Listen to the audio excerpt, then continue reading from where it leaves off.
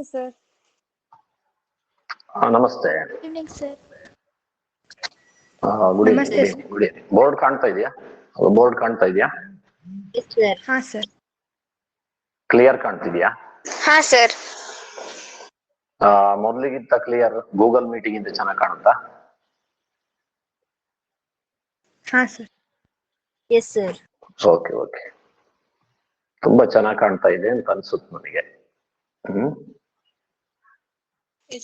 Light ಜಾಸ್ತಿ ಇದೆಯಾ? Board ಅಲ್ಲಿ ಎಲ್ಲರೂ ಶೈನಿಂಗ್ ಆಗುತ್ತಾ? ಹಲೋ ಹಲೋ, ನನ್ ಮಾತು ಕೇಳ್ತಾ ಇಲ್ಲ? ನನ್ ಮಾತು ಕೇಳ್ತಾ ಇಲ್ವಾ? ಈಗ ಹೇಳು, ಬೋರ್ಡ್ ಅಲ್ಲಿ ನಾನು ಶೈನಿಂಗ್ ಇದೆಯಾ ಬೋರ್ಡ್? ಇಲ್ಲ ಸರ್, ಕ್ಲಾರಿಟಿಯಲ್ಲಿ ಕಾಣಿಸ್ತಿದೆ ಸರ್. ಕ್ಲಿಯರ್ ಆಗಿದೆಯಲ್ಲ? Yes sir. ಸ್ವಲ್ಪ ಇಲ್ಲಿ ಇಲ್ಲಿ ಬ್ರೈಟ್ ಇದೆಯಲ್ಲ ಮಿಡ್ಲ್ ಅಲ್ಲಿ, ಅಥವಾ ಇಲ್ಲಿದೆಯಾ? ಅಲ್ಲಿ ಸ್ವಲ್ಪ ಲೈಟ್ ಆಗಿ ಬ್ರೈಟ್ ಇದೆ. ತೊಂದ್ರೆ ಇಲ್ವಲ್ಲ, ಬಟ್ ಲೆಜಿಬಲ್ ಅಲ್ಲ? Yes sir. ಸಿಂಬಲ್ಸ್ ಕಾಣ್ತಾ ಇದೆ. ಸಿಂಬಲ್ಸ್ ಕಾಣ್ತಾ ಇದೆಯಲ್ಲ? Okay okay okay okay, wait, ಸ್ವಲ್ಪ ವೇಟ್ ಮಾಡೋಣ. ಓಕೆ ಸರಿ.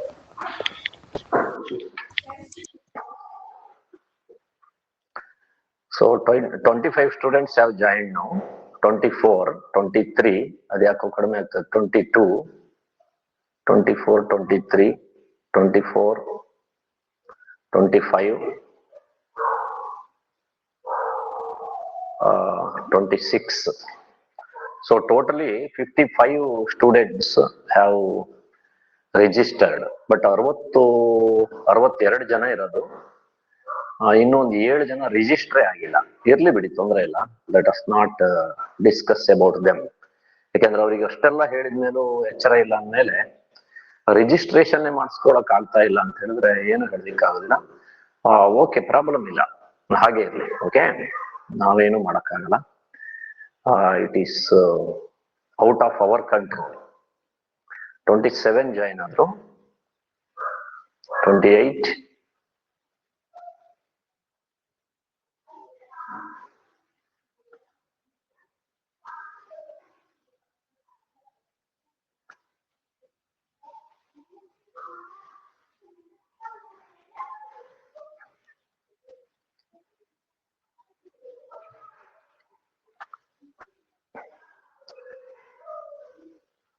ಟೈಮ್ ಎಷ್ಟಾಯ್ತು?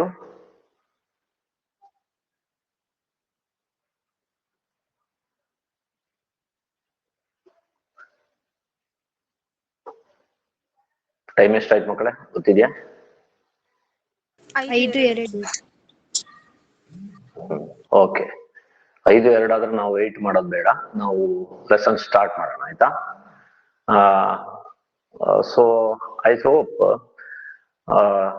Today you have observed the video class which I have sent in the morning session. ನಾನು ಬೆಳಿಗ್ಗೆ ಕಳಿಸಿದಂತಹ ವಿಡಿಯೋ ಕ್ಲಾಸ್ ಅನ್ನ ನೀವು ನೋಡಿದ್ರಿ. ಅದರಿಂದ ಇವತ್ತು ಏನ್ ಅಭ್ಯಾಸ ಮಾಡ್ತಿದೀವಿ ಅನ್ನುವಂಥದ್ದು ಗೊತ್ತಿದೆ ನಿಮ್ಗೆ, ಆಯ್ತಾ? ಸೊ ಈಗ ಅಲ್ಲಿ ನಾವು ಏನ್ ಅಭ್ಯಾಸ ಮಾಡ್ಲಿಕ್ಕೆ ಇಟ್ಕೊಂಡಿದೀವೋ ಆ ವಿಷಯವನ್ನ ಸ್ವಲ್ಪ ಡೀಟೇಲ್ ಆಗಿ ನೋಡೋಣ. ಅದರಲ್ಲಿ ಏನಾದ್ರೂ ಪ್ರಾಬ್ಲಮ್ ಇದ್ರೆ those problem will be discussed here. ಬೆಳಿಗ್ಗೆ ನಾನು ಕನ್ನಡ ಮೀಡಿಯಂಗೆ ಸ್ವಲ್ಪ ಕಳಿಸ್ಲಿಕ್ಕೆ ಆಗ್ಲಿಲ್ಲ. ಯಾಕೆ ಅಂತ ಹೇಳಿದ್ರೆ ಸ್ವಲ್ಪ ಕಂಪ್ಯೂಟರ್ ಪ್ರಾಬ್ಲಮ್ ಆಯ್ತು. ನಾನು ರೆಕಾರ್ಡ್ ಮಾಡಿರೋದನ್ನ ಯೂಟ್ಯೂಬ್ಗೆ ಸೆಂಡ್ ಮಾಡುವಾಗ ಫೈಲ್ ಕರೆಕ್ಟ್ ಆಯ್ತು, ಹಾಗಾದ್ರಿಂದ ನಾನು ಸೆಂಡ್ ಮಾಡ್ಲಿಕ್ಕೆ ಆಗ್ಲಿಲ್ಲ. ಬಟ್ ಇಂಗ್ಲಿಷ್ ಮೀಡಿಯಂ ಇಂದ ಕಳಿಸಿದ್ದೀನಿ. ನೋಡೋಣ, ಈಗಿನ ತರಗತಿಯಲ್ಲಿ ಸ್ವಲ್ಪ ನಾನು ಕನ್ನಡದವರಿಗೆ ಹೆಲ್ಪ್ ಮಾಡ್ತೀನಿ. ಬೆಳಗಿನ ವಿಡಿಯೋ ಕ್ಲಾಸ್ ನಲ್ಲಿ ಏನು ಅರ್ಥ ಆಗ್ಲಿಲ್ವೋ ಅಥವಾ ವಿಡಿಯೋ ಕ್ಲಾಸ್ ನಲ್ಲಿ ಏನು ನೋಡಿಲ್ದಿದ್ರು ಕೂಡ ಇಲ್ಲಿ ಅರ್ಥವಾಗುವ ರೀತಿಯಲ್ಲಿದೆ. ನಾನು ನಿಮ್ಗೆ ಹೇಳಿದೆ ಸ್ಟೂಡೆಂಟ್ಸ್, ಏನಂತ ಹೇಳಿದೆ ಅಂದ್ರೆ, ನಾನು ನಿಮ್ಗೆ ಈ ಎಲೆಕ್ಟ್ರಾನಿಕ್ಸ್ ಚಾಪ್ಟರ್ ಏನಿದೆಯೋ ಅಥವಾ ಎಲೆಕ್ಟ್ರಿಸಿಟಿ ಚಾಪ್ಟರ್ ಇದೆಯಾ, ಇದರಲ್ಲಿ ಕೇವಲ ಕಾನ್ಸೆಪ್ಚುಯಲ್ ಲೆವೆಲ್ ಐಡಿಯಾಸ್ ಕೊಡ್ತೀನಿ, ಕ್ಯಾಲ್ಕುಲೇಟಿವ್ ಪಾರ್ಟ್ ಅನ್ನ ನಾನು ಹೇಳಲ್ಲ ಅಂತ ಹೇಳಿದೆ. ಓನ್ಲಿ ಕಾನ್ಸೆಪ್ಚುಯಲ್ ಲೆವೆಲ್ ಅಂತ. ಕಾನ್ಸೆಪ್ಚುಯಲ್ ಲೆವೆಲ್ ಅಂತ ಹೇಳಿದ್ರೆ ಪರಿಕಲ್ಪನೆಗಳನ್ನ ಮಾತ್ರ ಹೇಳ್ತೀನಿ. ಆ ಪರಿಕಲ್ಪನೆಗಳ ಆಧಾರದ ಮೇಲೆ ಇದ್ದಂತಹ ಏನು ಲೆಕ್ಕಗಳು ಇತ್ಯಾದಿ ಇದೆಯಲ್ಲ, ಅದನ್ನ ಮಾತ್ರ ನೀವು ಏನ್ ಮಾಡಬೇಕು, ನಿಮ್ಮ ತರಗತಿಯಲ್ಲಿ ನೀವು ನಮ್ಮ ಗಣಿತ ಶಿಕ್ಷಕರು ಅರುಣ್ ಸರ್ ಫಿಸಿಕ್ಸ್ ತಗೊಳ್ತಾ ಇರೋದು, ಅವ್ರ ಹತ್ರ ನೀವು ಕಲಿಬೇಕಾಗತ್ತೆ ಅಂತ ಹೇಳಿದೆ. ಓಕೆ, ಸೊ ಈಗ ಹಿಂದಿನ ತರಗತಿಯಲ್ಲಿ ನಾವು ಏನ್ ಅಭ್ಯಾಸ ಮಾಡಿದೀವಿ ಅಂತ ಹೇಳಿದ್ರೆ, ವಾಟ್ ಈಸ್ ಎಲೆಕ್ಟ್ರಿಸಿಟಿ ಅದನ್ನ ಕಲ್ತಿದೀವಿ. ವಿದ್ಯುತ್ ಶಕ್ತಿ ಅಂದ್ರೆ ಏನು ಅಂತ ಕಲ್ತಿದೀವಿ. ವಿದ್ಯುತ್ ಶಕ್ತಿಗೆ ಸಂಬಂಧಪಟ್ಟ ಹಾಗೆ ಒಂದೆರಡು ಪರಿಕಲ್ಪನೆ ಕಲ್ತಿದೀವಿ. 1 or 2 concepts we have learned with regards to electricity. The concepts are electric current, ವಿದ್ಯುತ್ ಪ್ರವಾಹವನ್ನ ಅಭ್ಯಾಸ ಮಾಡಿದೀವಿ. ವಿದ್ಯುತ್ ಪ್ರವಾಹ ಅಂತ ಹೇಳಿದ್ರೆ ಏನು? ತಂತಿಯಲ್ಲಿ ಆವೇಶಗಳು ಹರಿಯುವಂತಹದ್ದು ಅಂತ ಹೇಳಿದೆ. ಆವೇಶಗಳು ಹರಿಯುವಂತದ್ದಕ್ಕೆ ನಾವು ಇಂಗ್ಲಿಷ್ ನಲ್ಲಿ ಹೇಳೋದಾದ್ರೆ electric current is the flow of electric charges. It is a flow of electric charges. Electric charges ಯಾವಾಗ ಮೂವ್ ಆಗ್ತವೆ? ವೆನ್ ಎಲೆಕ್ಟ್ರಿಕ್ ಚಾರ್ಜಸ್ ಮೂವ್ ಅಂತ ಪ್ರಶ್ನೆ ಕೇಳಿದ್ರೆ, ಅಥವಾ ಈ ಆವೇಶಗಳು ಯಾವಾಗ ತಂತಿಯಲ್ಲಿ ಹರಿತವೆ ಅಂತ ಹೇಳಿದಾಗ ಅದಕ್ಕೊಂದು ಉತ್ತರ ಇದೆ. ಏನು ಉತ್ತರ ಅಂತ ಹೇಳಿದ್ರೆ, when there is potential difference ಅಂತ. ಒಂದು ತಂತಿ ಎರಡು ತುದಿಗಳ ನಡುವೆ ಪೊಟೆನ್ಶಿಯಲ್ ಡಿಫರೆನ್ಸ್ ಇದ್ರೆ ಅಥವಾ ವೋಲ್ಟೇಜ್ ಡಿಫರೆನ್ಸ್ ಇದ್ರೆ, ಫಾರ್ ಎಕ್ಸಾಂಪಲ್ ನೋಡಿ, ಈಗ ಒಂದು ತಂತಿ ಇದೆ, ಇದರಲ್ಲಿ ಎಕ್ಸ್ ಅಂತಿದೆ, ವೈ ಅಂತಿದೆ. Can you see this? ಕಾಣ್ತದಲ್ಲ, ಎಕ್ಸ್ ತುದಿ ಮತ್ತು ವೈ ತುದಿ ಇದಿಲ್ಲ ಅಂತ ತಿಳ್ಕೊಳ್ಳಿ. ಮಧ್ಯದ ಜಿಗ್ಜಾಗ್ ಇದೆಯಲ್ಲ, ಇದಿಲ್ಲ ಅಂತ. I will rub of it. ಹೀಗಿದೆ. ಸೊ ತಂತಿ ತುದಿ ಇದೆ ಇಲ್ಲಿ. ನಾನು ಎಲ್ಲರನ್ನೂ ಮ್ಯೂಟ್ ಮಾಡಕ್ ಅವಕಾಶ ಇದೆ, ಮಾಡಿಲ್ಲ, ಬಟ್ ನೀವು ಉತ್ತರ ಮಾಡುವಾಗ ಮ್ಯೂಟ್ ಮಾಡ್ಕೊಳ್ಳಿ ಅಂತ. ಓಕೆ, ನೋಡಿ ಇಲ್ಲಿ ಎಕ್ಸ್ ಮತ್ತು ವೈ ಎರಡಿದೆಯಲ್ಲ, ಈ ಎಕ್ಸ್ ಮತ್ತು ವೈ ಇವೆರಡರ ನಡುವೆ ಏನು ವ್ಯತ್ಯಾಸ ಇದೆ, ಪೊಟೆನ್ಶಿಯಲ್ ಡಿಫರೆನ್ಸ್ ಎಷ್ಟಿದೆ ಅಂತ ನಾವು ನೋಡ್ಬೇಕು. ಈಗ ಪೊಟೆನ್ಶಿಯಲ್ ಡಿಫರೆನ್ಸ್ ಅಂತ ಅದು ಇಂಗ್ಲಿಷ್ ಕನ್ನಡದಲ್ಲಿ ಹೇಳಿದ್ರೆ ವಿಭವಾಂತರ ಎಷ್ಟಿದೆ ಅಂತ. ಈ ಎಕ್ಸ್ ನಲ್ಲಿ ವಿಭವಾಂತರ ಜಾಸ್ತಿ ಇದ್ದು ವೈ ನಲ್ಲಿ ವಿಭವ ಕಡಿಮೆ ಇದ್ರೆ ಆಗ ವಿದ್ಯುತ್ ಹರಿಯುತ್ತೆ. ಹೇಳೋದರ್ಥ ಆಗ್ತದಲ್ಲ? So when there is potential difference then only electric current flows. Electric current ಯಾವಾಗ ಫ್ಲೋ ಆಗತ್ತೆ? Electric current flows when there is potential difference ಅಥವಾ ವೋಲ್ಟೇಜ್ ಡಿಫರೆನ್ಸ್ ಅಂತಲೂ ಹೇಳ್ಬೋದು. ಕನ್ನಡದಲ್ಲಿ ಹೇಳೋದಾದ್ರೆ, ಈ ತಂತಿಯಲ್ಲಿ ವಿದ್ಯುತ್ ಪ್ರವಾಹ ಹರಿಬೇಕಾದ್ರೆ ತಂತಿಯ ಎರಡು ತುದಿಗಳ ನಡುವೆ ವಿಭವದಲ್ಲಿ ವ್ಯತ್ಯಾಸ ಇರಬೇಕು, ವೋಲ್ಟೇಜ್ ನಲ್ಲಿ ವ್ಯತ್ಯಾಸ ಇರಬೇಕು, ಅಥವಾ ಅದನ್ನು ನಾವು ವಿಭವಾಂತರ ಇರಬೇಕು ಅಂತ ಹೇಳಿ ಕರಿತೀವಿ. So when there is what is called potential difference, then only electric current flows ಅಂತ. ಇನ್ನು ನಾವು ಇನ್ನೊಂದಷ್ಟು ಕಾನ್ಸೆಪ್ಟ್ ಅಭ್ಯಾಸ ಮಾಡಿದ್ವಿ. ವಿದ್ಯುತ್ ಪ್ರವಾಹವನ್ನ ಅಳಿಲಿಕ್ಕೆ ನಾವು ಆಮ್ಮೀಟರ್ ಅನ್ನು ಬಳಸ್ತೀವಿ. ಅದನ್ನ ಎ ಅಂತ ಸೂಚಿಸಿದ್ದೀವಿ. Can you see in the board? Board ಅಲ್ಲಿ ಕಾಣ್ತದಲ್ಲ ಎ ಅನ್ನುವಂಥದ್ದು? ಎಸ್, ಎ ಕಾಣ್ತದೆ, ಇದು ಆಮ್ಮೀಟರ್. ಇಲ್ಲಿ ವಿ ಅಂತ ಇದೆಯಲ್ಲ, ಇದು ವೋಲ್ಟ್ ಮೀಟರ್. ಇದನ್ನು ನಾವು ಅಭ್ಯಾಸ ಮಾಡಿದ್ವಿ. ವೋಲ್ಟ್ ಮೀಟರ್ ಪೊಟೆನ್ಶಿಯಲ್ ಡಿಫರೆನ್ಸ್ ಅನ್ನ ಮೆಜರ್ ಮಾಡ್ತದೆ. ವೋಲ್ಟ್ ಮೀಟರ್ ಅಂದ್ರೆ ಎರಡು ತುದಿಗಳ ನಡುವೆ ವೋಲ್ಟೇಜ್ ಡಿಫರೆನ್ಸ್, ಎಕ್ಸ್ ತುದಿ ವೈ ತುದಿ ಅಂತ ತಿಳ್ಕೊಳ್ಳಿ. ಇವೆರಡರ ನಡುವೆ ವಿಭವದ ವ್ಯತ್ಯಾಸ ಎಷ್ಟಿದೆ ಅಥವಾ ವಿಭವಾಂತರ ಎಷ್ಟಿದೆ ಅನ್ನೋದನ್ನ ಇವು ತಿಳಿಸ್ತವೆ. ಇದು ತಿಳಿಸ್ತದೆ ಯಾವುದು? ವೋಲ್ಟ್ ಮೀಟರ್ ತಿಳಿಸ್ತದೆ. ಆಮ್ಮೀಟರ್ ಏನ್ ಮಾಡ್ತದೆ? ಈ ತಂತಿಯಲ್ಲಿ ಎಷ್ಟು ಎಲೆಕ್ಟ್ರಿಕ್ ಕರೆಂಟ್ ಹರಿದಿದೆ ಅಥವಾ ವಿದ್ಯುತ್ ಪ್ರವಾಹ ಎಷ್ಟು ಹರಿದಿದೆ ಅನ್ನುವಂಥದ್ದನ್ನ ಆಮ್ಮೀಟರ್ ಕಂಡುಕೊಳ್ತದೆ. ಸೊ ಇದ್ರ ಬಗ್ಗೆ ಅಭ್ಯಾಸ ಮಾಡಿದ್ವಿ. ಇದನ್ನ ಅಭ್ಯಾಸ ಮಾಡಿದ್ಮೇಲೆ ಮತ್ತೇನದು, ವೋಲ್ಟ್ ಮೀಟರ್ ನ ಯಾವಾಗ್ಲೂ ನಾವು ತಂತಿಗೆ ಅಲಾಂಗ್ ಅದರ ಸಮಾನಾಂತರವಾಗಿ ನಾವು ಜೋಡಿಸಬೇಕು. ಯಾಕೆಂದ್ರೆ ವಿದ್ಯುತ್ ಪ್ರವಾಹ ಎಷ್ಟಿದೆ ಅಂತ ಕಂಡುಹಿಡಿಬೇಕಾದ್ರೆ ಆಮ್ಮೀಟರ್ ಅದ್ರ ಮೂಲಕ ವಿದ್ಯುತ್ ಪ್ರವಾಹ ಹರಿಬೇಕು.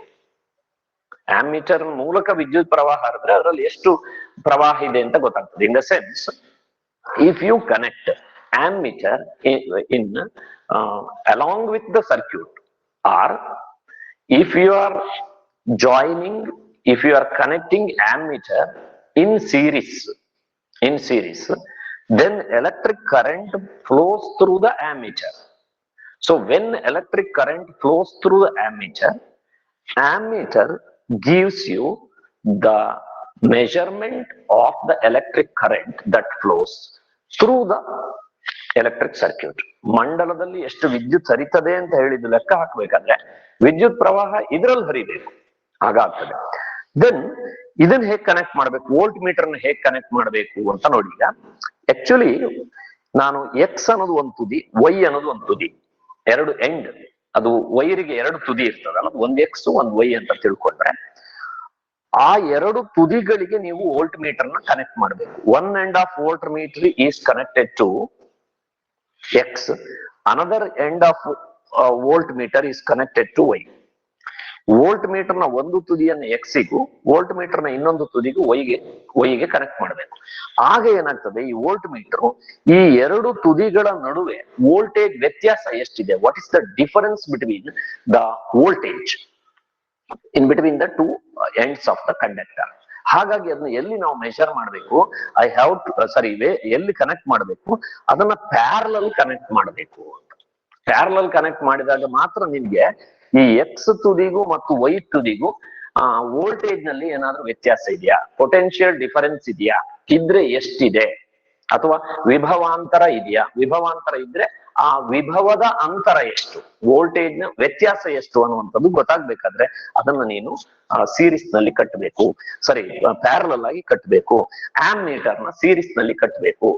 ಇದನ್ನೆಲ್ಲ ನಾವು ಹಿಂದಿನ ತರಗತಿಯಲ್ಲಿ ಅಭ್ಯಾಸ ಮಾಡಿದ್ವಿ. So these things we have studied in the last 2 classes. ಈಗಾಗಲೇ 2 ತರಗತಿಗಳನ್ನು ನಾವು ಪೂರೈಸಿದೀವಲ್ಲ, ಆ 2 ತರಗತಿಗಳಲ್ಲಿ ನಾವು ಈ ವಿಚಾರವನ್ನು ಅಭ್ಯಾಸ ಮಾಡಿದ್ವು. ಹಾಗಾದ್ರಿಂದ ನಾನು ಏನ್ ಹೇಳ್ತಾ ಇರೋದು ಅಂತ ಹೇಳಿದ್ರೆ, this is the just introductory part of the lesson, today's lesson. ಇವತ್ತು ನಾವು ಹೊಸದಾಗಿ ಒಂದು ಕಾನ್ಸೆಪ್ಟ್ ಅನ್ನ ತೆಗೆದುಕೊಳ್ತಾ ಇದ್ದೀವಿ. ಈ ಮಂಡಲವನ್ನ ಬರಿಬೇಕಾದ್ರೆ, ಮಂಡಲ ನಕ್ಷೆ ಅಂತ ಕರಿತೀವಿ. ಮಂಡಲ ನಕ್ಷೆಯನ್ನ ಬರಿಬೇಕಾದ್ರೆ ನಾವು ಬಲ್ಬಿಗೆ ಬಲ್ಬ್ ಅನ್ನು ಬರೆಯಲ್ಲ, ಸ್ವಿಚ್ಗೆ ಸ್ವಿಚ್ನ ಚಿತ್ರ ಬರೆಯಲ್ಲ, ಸೆಲ್ಗೆ ಸೆಲ್ ನ ಚಿತ್ರ ಬರೆಯೋದಿಲ್ಲ. ನೋಡಿ, ನಾನು ಇಲ್ಲಿ ಸೆಲ್ ಬರಿಬೇಕಾದ್ರೆ ನಾನು ಬ್ಯಾಟ್ರಿ ಸೆಲ್ ಅನ್ನ ರೀತಿಯಲ್ಲಿ ಬರೆಯೋದಿಲ್ಲ, ಹೀಗ್ ಬರೆಯಲ್ಲ, ಹೀಗ್ ಬರ್ಕೊಂಡು ಹೋಗಲ್ಲ. ನಾನು ಹೀಗ್ ಬರ್ಕೊಂಡು ಹೋಗೋದು ತುಂಬಾ ಕಷ್ಟನೂ ಕೂಡ. ಅದಕ್ಕೆ ಏನ್ ಮಾಡ್ತೀನಿ, ನಾನು ಸಿಂಪ್ಲೆಸ್ಟ್ ಮೆಥಡ್ ಸಿಂಬಲ್ ಆಗಿ ಬರೀತೀನಿ. ಹೌದಾ? ಈ ರೀತಿ ಬ್ಯಾಟ್ರಿ ಸೆಲ್ ಬರಿಬಹುದಿತ್ತು. ಅದನ್ನ ನಾನು ಬ್ಯಾಟ್ರಿ ಸೆಲ್ ಅಂತ ಹೆಂಗ್ ಬರೆದಿದ್ದೀನಿ, ಈ ರೀತಿ ಏನೋ ಒಂದು ಲಾಂಗ್ ಕಡ್ಡಿ, ಇನ್ನೊಂದು ಚಿಕ್ಕ ಕಡ್ಡಿಯನ್ನು ಬರೆದು ಆ ಸಿಂಬಲ್ ನಲ್ಲಿ ಬರ್ಕೊಂಡು ಹೋಗ್ತಾ ಇದ್ದೆ. ಸೊ ಇದನ್ನೆಲ್ಲ ನಾವೇನಂತ ಕರಿತೀವಿ ಅಂದ್ರೆ ಸರ್ಕ್ಯೂಟ್ ಸಿಂಬಲ್ಸ್ ಅಂತ ಕರಿತೀವಿ. ಮಂಡಲದ ಸಂಕೇತಗಳು ಅಂತ ಕರಿತೀವಿ, ಸರ್ಕ್ಯೂಟ್ ಸಿಂಬಲ್ಸ್ ಅಂತ. Today we are going to study many circuit symbols. The circuit symbols are written here. Okay, this is cell. ಒಂದು ಬ್ಯಾಟ್ರಿ ಸೆಲ್ ಇದ್ರೆ ಅದನ್ನ ನಾವು ಬ್ಯಾಟ್ರಿ ಸೆಲ್ ಅಥವಾ ಕೋಶ ಅನ್ನೋದನ್ನ ಹೇಗ್ ಬರೀತೀವಿ ನಾವು, ಒಂದು ಹೀಗೆ ಉದ್ದ ಕಡ್ಡಿ, ಇನ್ನೊಂದು ಚಿಕ್ಕ ಕಡ್ಡಿ, ಅದನ್ನ ಹಿಂಗ್ ಮಾಡ್ಬೇಕು.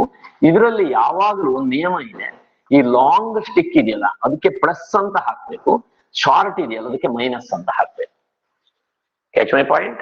ಪ್ಲಸ್ ಯಾವ್ದು ಇದರಲ್ಲಿ, ಲಾಂಗ್ ಲೈನ್ ಇದೆಯಲ್ಲ, so long line is always plus ಅಂತ ತಿಳ್ಕೋಬೇಕು. ಇದು ಏನೊಂದು ಕಸ್ಟಮ್, ಒಂದು ನಿಯಮ, ಕಂಡೀಷನ್.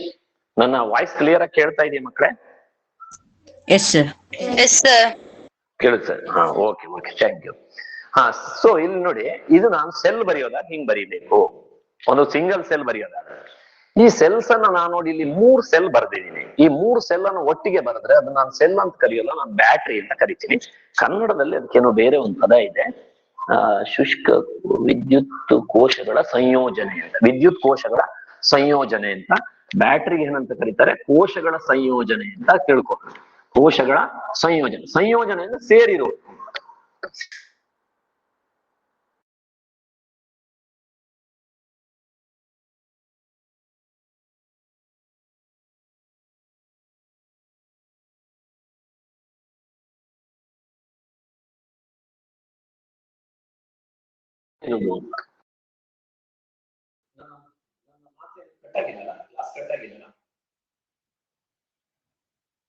ಹಲೋ ಸರ್, ಡಿಸ್ಕನೆಕ್ಟ್ ಆಗಿತ್ತು Yes, sir sir. Class. Disconnect ಆಗಿದಾ? ಹಾ,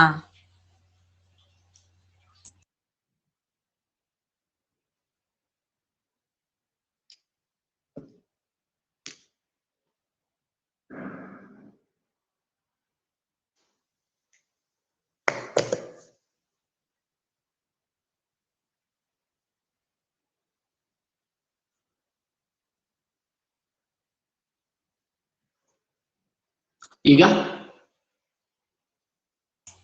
ಕೇಳ್ತಿದೆ ಸರ್. ಓಕೆ, ನಾನು ವಿತೌಟ್ ಇದನ್ನೇ ವೈಫೈ ಬಳಸ್ತೀನಿ. ಸಿ, ಈಗ ಸ್ಟೂಡೆಂಟ್ಸ್ ನೋಡಿ, ಸ್ವಿಚ್ ಬರೆಯೋದಾಗ ಹೇಗೆ ಬರೀಬಹುದು, ಈ ರೀತಿ ಬರೀಬಹುದು. ಬ್ರಾಕೆಟ್ ಅಲ್ಲಿ ಏನು ಚುಕ್ಕಿ ಬರೆದಿಲ್ಲ ಅಂತಂದ್ರೆ ಸ್ವಿಚ್ ಆಫ್ ಆಗಿದೆ. ಸ್ವಿಚ್ ಆಫ್ ಆಗಿದೆ ಅಂತ ಇದನ್ನು ನಾವು ಓಪನ್ ಸ್ವಿಚ್ ಅಂತ ಕರಿತೀವಿ. ಸ್ವಿಚ್ ಆಫ್ ಆಗಿದೆ ಅನ್ನೋದಕ್ಕೆ ಓಪನ್ ಅಂತ ಹೇಳಿ ಓಪನ್ ಸ್ವಿಚ್ ಅಂತ ಕರಿತೀವಿ, ಅಥವಾ ಓಪನ್ ಸ್ವಿಚ್ ಹೀಗೆ ಬರೀತೀವಿ, ಅಥವಾ ಸ್ವಿಚ್ ಅನ್ನು ಹಿಂಗೂ ಬರೀತಾರೆ. ಇದೊಂದು ಮೆಥಡ್ ನೋಡಿದೆ. ಇಲ್ಲಿ ಏನಾಗಿದೆ, ಈ ತಂತಿ ಮಧ್ಯೆ ಕಟ್ ಆಗಿದೆ. ಸ್ವಿಚ್ ಆಫ್ ಮಾಡೋದು ಅಂತ ಹೇಳಿದ್ರೆ ಈ ತಂತಿ ಎರಡು ಹಿಂಗೆ ಟಚ್ ಆಗಿರುತ್ತಲ್ಲ, ಅದನ್ನ ಹಿಂಗೆ ಬ್ರೇಕ್ ಮಾಡಿ. ಸೊ ಸ್ವಿಚ್ ಅಂದ್ರೆ ಬ್ರೇಕ್ ಆರ್ ಮೇಕ್ ಅಂತ ಹೇಳಿ. So switch is a device which break or make the circuit ಅನ್ನು ಬ್ರೇಕ್. ಇಲ್ಲಿ ನೋಡಿ ಬ್ರೇಕ್ ಆಗಿದೆ, ಈ ತಂತಿ ಟಚ್ ಆಗಿಲ್ಲ ಅಂದ್ರೆ ಕರೆಂಟ್ ಹರಿಯಲ್ಲ ಅಂತ switch off. Is it clear no? ಅರ್ಥ ಆಯ್ತಲ್ಲ? Any doubt? Yes sir. No sir. Next ಈಗ ನೋಡಿ, ಕ್ಲೋಸ್ ಕೀ ಅಂತ ಹೇಳಿದ್ರೆ ಸ್ವಿಚ್ ಆನ್, ಸಾರಿ ಇದು ಸ್ವಿಚ್ ಆಫ್ ಅಲ್ಲ, ಇದು ಸ್ವಿಚ್ ಆಫ್ ಆಗಿದೆ. ಇದು ಸ್ವಿಚ್ ಆನ್ ಅಂತ. ಸ್ವಿಚ್ ಆನ್ ಅಂತ ಹೇಳಿದ್ರೆ ಸ್ವಿಚ್ ಅದ್ರ ಮೂಲಕ ಕರೆಂಟ್ ಹರಿತಾ ಇದೆ. ಸ್ವಿಚ್ ಆನ್ ಬರೆಯೋದು ಹೇಗೆ ಅಂತ ಹೇಳಿದ್ರೆ ಬ್ರಾಕೆಟ್ ಒಂದು ಚುಕ್ಕಿ ಬರೀಬೇಕು. ಸೊ ಈ ಚುಕ್ಕಿ ಕಾಣ್ತಾ ಇದೆ, ಅಥವಾ ಇದು ಹಿಂಗ್ ಬರೀಬೇಕು. ಸ್ವಿಚ್ ಹೀಗಿದೆ, ಇದು ಮಧ್ಯೆ ದೇ ಆರ್ ಕನೆಕ್ಟೆಡ್. ಸೊ ಹೀಗೂ ಬರೀಬೇಕು. So these are the two methods to write the switch. Switch ಅನ್ನು ಬರೆಯೋದಕ್ಕೆ ಎರಡು ವಿಧಾನ ಇದೆ. ಇನ್ನು ಜಾಯಿಂಟ್ ವೈರ್ ಅಂತ ಸಾಮಾನ್ಯವಾಗಿ ನಿಮ್ಮ ಮನೆಯಲ್ಲಿ ಯೂಸ್ ಮಾಡ್ತೀವಿ. ಒಂದು ಮೈನ್ ವೈರ್ ಹೋಗಿದೆ, ಆ ಮೈನ್ ವೈರ್ನಿಂದ ಇದು ಮೇನ್ ಮನೆಯಲ್ಲಿ ಹೀಗೆ 4 ಗೋಡೆ ಇದೆ, ಇಲ್ಲೊಂದು ಗೋಡೆ ಇದೆ, ಹೀಗಿದೆ ಹೋಗಿದೆ. ಆದ್ರೆ ನೀನ್ ಇಲ್ಲೊಂದು ಬಲ್ಬ್ ಹಾಕ್ತೆ, ಇಲ್ಲಿಗೊಂದು ಬಲ್ಬ್ ಹಾಕ್ತೆ. ಅವಾಗ ಏನ್ ಮಾಡ್ತೀವಿ, ಈ ಬಲ್ಬಿಗೆ ಮೇನ್ ವೈರ್ ನಿಂದ ಇಲ್ಲಿಗೆ ವೈರ್ ತಗೊಂಡ್ಬರ್ತೀವಿ.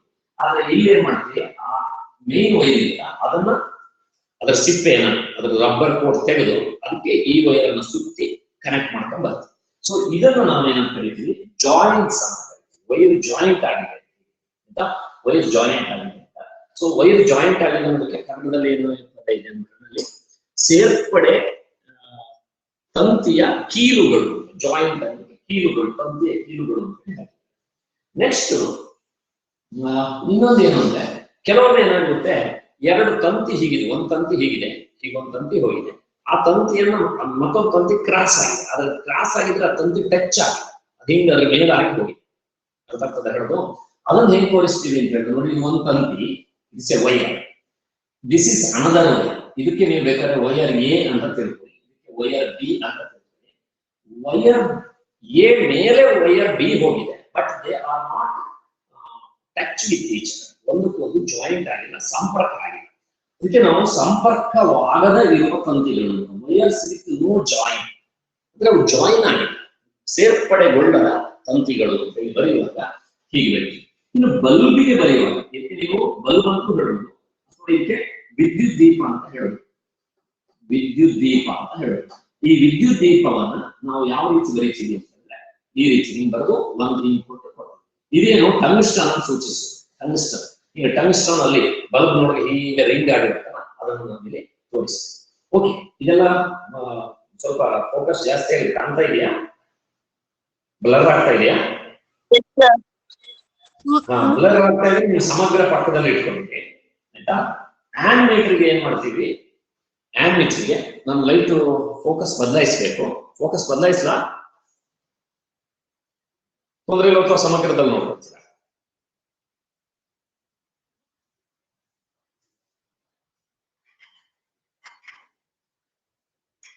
ಸರಿನಾ? ಈಗ ಕಾಣಿಸ್ತಿದೆ ಸರ್. ಈಗ ಕಾಣ್ತಾ ಇದೆಯಲ್ಲ? ಕಾಣ್ತಾ ಇದೆಯಾ? ಜಾಸ್ತಿ ಕಡಿಮೆ ಕಾಣಿಸ್ತಿದೆ ಸರ್. ಕಾಣಿಸ್ತಾ ಇದೆ ಸರ್. ಆನಿಮೇಟರ್ಗೆ ನಾವು ಏನ್ ಮಾಡ್ತೀವಿ ಅಂದ್ರೆ, ಈ ರೀತಿ ಒಂದು ವೃತ್ತ ಬಂದು ಅದರ ಮಧ್ಯದಲ್ಲಿ ಎ ಅಂತ ಬರೀತೀವಿ. ಆನಿಮೇಟರ್. ವೋಲ್ಟ್ ಮೀಟರ್ ಏನ್ ಬರೀತೀವಿ ಅಂದ್ರೆ, ಅದೇ ವೃತ್ತದ ಮಧ್ಯೆ ಬಿ ಅಂತ ಬರೀತೀವಿ. ಆಮೇಲೆ ರೆಸಿಸ್ಟೆಂಟ್ ವೈರ್ ಅಂತ ಹೇಳ್ತೀವಿ. ನಾವು ರೆಸಿಸ್ಟೆನ್ಸ್ ಬಗ್ಗೆನೇ ತುಂಬಾ ಡೀಟೇಲ್ ಆಗಿ ಅಭ್ಯಾಸ ಮಾಡಲಿಕ್ಕಿದೆ. ಮುಂದಿನ ಇದರಲ್ಲಿ ನಾವು ರೆಸಿಸ್ಟೆನ್ಸ್ ಅಂದ್ರೆ ಏನು ಅಂತ, ಕೆಲವು ತಂತಿ ಇದೆ, ಆ ತಂತಿಯಲ್ಲಿ ನೀವು ವಿದ್ಯುತ್ ಹರಿಸಿದಾಗ, ಆ ತಂತಿಯಲ್ಲಿ ವಿದ್ಯುತ್ ಅನ್ನು ಹರಿಸಿದಾಗ ಆ ತಂತಿಯಲ್ಲಿ ಎಲೆಕ್ಟ್ರಾನ್ಗಳು ಓಡ್ತವೆ.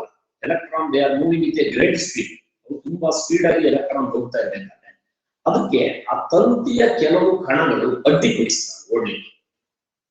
ಉದಾಹರಣೆಗೆ ನೀವು ನಿಮ್ಮ ಟ್ರ್ಯಾಕ್ ಅಲ್ಲಿ ನಿಂತಿದ್ರಿ, ಯಾವುದು ನಿಮ್ಮ ಶಾಲೆಯಲ್ಲಿ ನೀವು ಅಥ್ಲೆಟ್ ಅಂತ ತಿಳ್ಕೊಳ್ಳಿ, ನೀವು ಒಬ್ರು ಅಥ್ಲೆಟ್ ಆಗಿದ್ರಿ, ನೀವು ನಿಮ್ಮ ಶಾಲೆಯಲ್ಲಿ ಓಡ್ಲಿಕ್ಕೆ ನಿಂತಿದ್ರಿ, 400 ಮೀಟರ್ ರೇಸ್ ಅಲ್ಲಿ ನಿಂತ್ಕೊಂಡಿದ್ರಿ.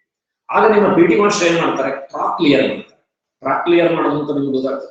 ಅದರಲ್ಲಿ ಏನು ಅಡ್ಡಿ ಆತಂಕಗಳು ಇಲ್ಲದ ರೀತಿ ಮಾಡಿ ನಿಮ್ಮನ್ನೆಲ್ಲ ನಿಲ್ಲಿಸಿ ವಿಷಲ್ ಕೊಟ್ಟು on your mark get ready run ಅಂತ ಹೇಳ್ತಾರೆ. ನೀವು ಆರಾಮ ಓಡ್ಕೊಂಡು ಹೋಗ್ಬಿಡ್ತೀವಿ, ಯಾಕಂದ್ರೆ ಅಲ್ಲಿ ಟ್ರಾಪ್ ಕ್ಲಿಯರ್ ಇರುತ್ತೆ. ಬಟ್ ಅದೇ ನೀವು ಅದೇ ಏನು ಅಥ್ಲೆಟಿಕ್ ಈವೆಂಟ್ ಅನ್ನ ನೀವು ಸೋಮವಾರ ಶೃಂಗೇರಿ ಸಂತೆಯಲ್ಲಿ ಇಟ್ಟರೆ ಹೇಗಾಗ್ತದೆ ಆಲೋಚನೆ. ಇಲ್ಲಿ ಸಂತೆಯಲ್ಲಿ on your mark get ready ಅಂದ್ರೆ ನೀವು ಓಡ್ಬೇಕು, ನೀವು ಯಾರ್ಯಾರಿಗೂ ಡಿಕ್ಕಿ ಹೊಡಿತೀವಿ. ಹಾಗೆ ಆ ಮೂವಿಂಗ್ ಎಲೆಕ್ಟ್ರಾನ್ ಅಲ್ಲಿರುವ ಪಾರ್ಟಿಕಲ್, ಆ ಕಂಡಕ್ಟರ್ ಅಂತ ಹೇಳ್ತೀವಿ. ಯಾವುದು ಕಂಡಕ್ಟರ್ ಅಂತ ಹೇಳಿದ್ರೆ, ಕಂಡಕ್ಟರ್ ಅಂದ್ರೆ ಯಾವ್ದು ಹೇಳಿ, ತಂತಿ. ಆ ತಂತಿಯಲ್ಲಿರುವಂತಹ ಕಣಗಳಿಗೆ ಡಿಕ್ಕಿ ಹೊಡೆದಾಗ ಅಲ್ಲಿ ಬಿಸಿ ಉತ್ಪತ್ತಿ ಆಗುತ್ತೆ. ಎಲ್ಲಿ ಬಿಸಿ ಉತ್ಪತ್ತಿ ಆಗುತ್ತೋ ಅಂತಹ ವೈರ್ ಅನ್ನು ನಾವು ರೆಸಿಸ್ಟೆನ್ಸ್ ವೈರ್ ಅಂತ ಕರೀತೀವಿ. ಇದು ರೆಸಿಸ್ಟೆಂಟ್ ವೈರ್ ಅನ್ನು ಹೀಗೆ ಬರೀತೀವಿ, ಅಂದ್ರೆ ಕ್ಲಿಯರ್ ಇಲ್ಲ ಅಲ್ಲಿ. ಅಲ್ಲಿ ಹೋಗ್ಲಿಕ್ಕೆ ಎಲೆಕ್ಟ್ರಾನ್ ಫ್ಲೋ ಆಗ್ಲಿಕ್ಕೆ ಈ ಹಳ್ಳಿಯ ಜಲ್ಲಿ ರಸ್ತೆಯಲ್ಲಿ ನಾವು ವೆಹಿಕಲ್ ಓಡಿಸ್ತೇವೆ.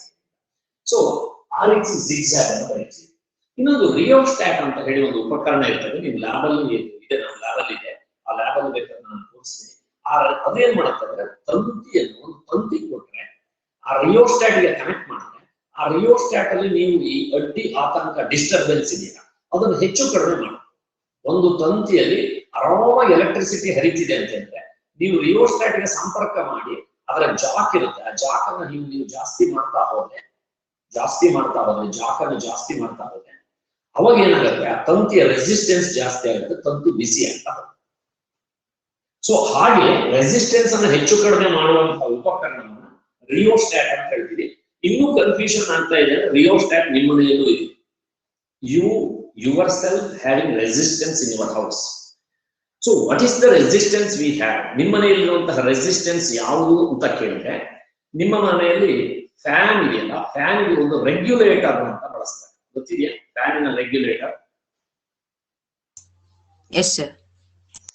ಏನಕ್ಕೆ ಬಳಸ್ತಾರೆ ರೆಗ್ಯುಲೇಟರ್ನ? ಸ್ಪೀಡ್ ಕಂಟ್ರೋಲ್ ಮಾಡಕ್ಕೆ.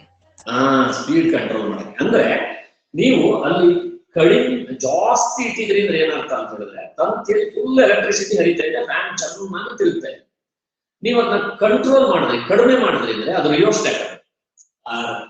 ನೀವೇನು ರೆಗ್ಯುಲೇಟರ್ ಅಂತ ಹೇಳ್ತಿದ್ದೀವಿ ಅದೊಂದು ರಿಯೋಸ್ಟ್ಯಾಟ್.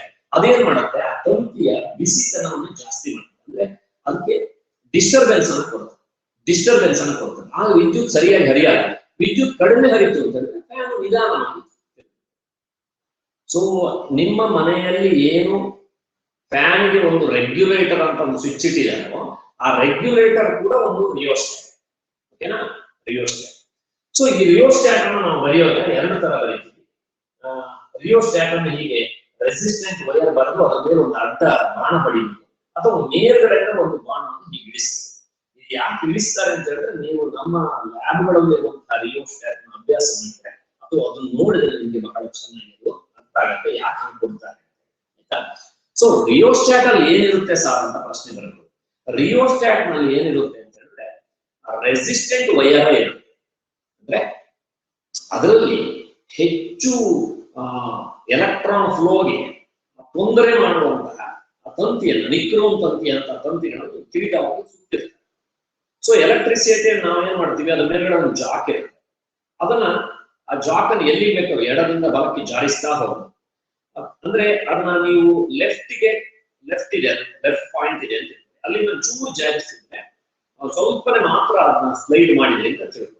ಸ್ಲೈಡ್ ಮಾಡಿದ್ರೆ ಏನಾಗುತ್ತೆ, ಸ್ವಲ್ಪ ದೂರ ಮಾತ್ರ ಎಲೆಕ್ಟ್ರಿಸಿಟಿ ಆ ರೆಸಿಸ್ಟೆಂಟ್ ವೈರ್ ಹರಿದು ಮತ್ತೆ ಕಂಟಿನ್ಯೂ ಸರ್ಕ್ಯೂಟ್ ಅಲ್ಲಿ ಬಂದ್ಬಿಡುತ್ತೆ. ಆಗ ಅದು ಸ್ವಲ್ಪ ಬಿಸಿ ಆಗುತ್ತೆ.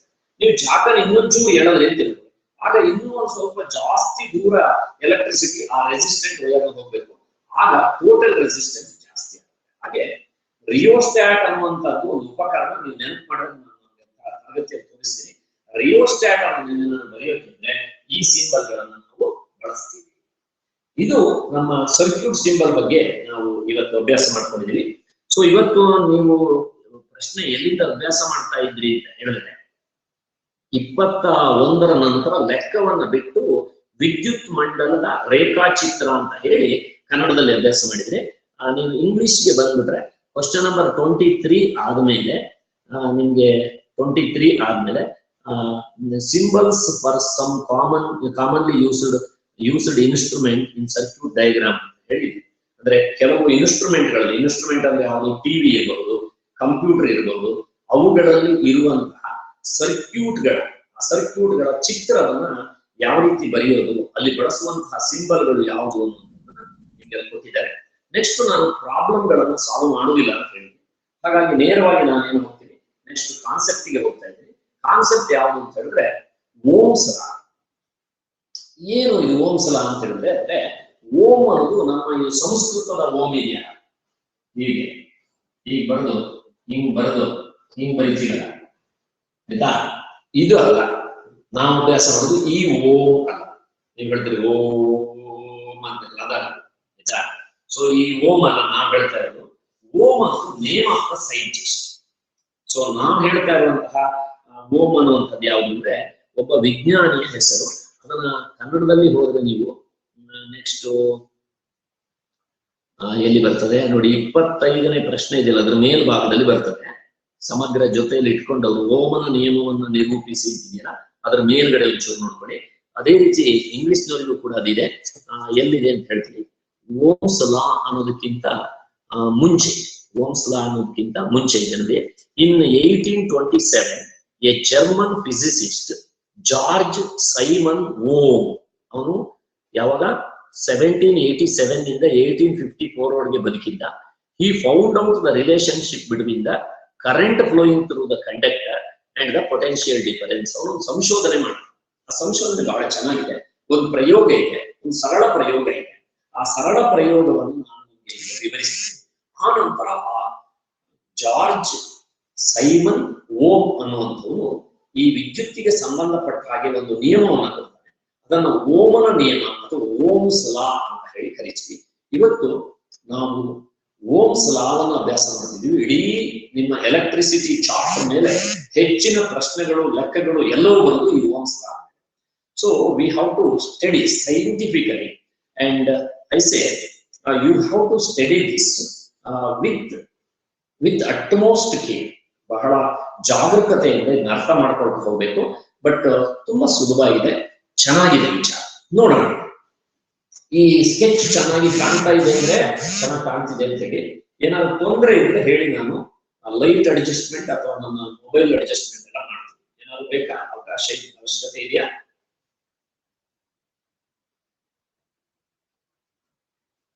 ಕ್ಲೀನ್ ಆಗಿ ಸರಿ ಕಾಣ್ತಿದೆ.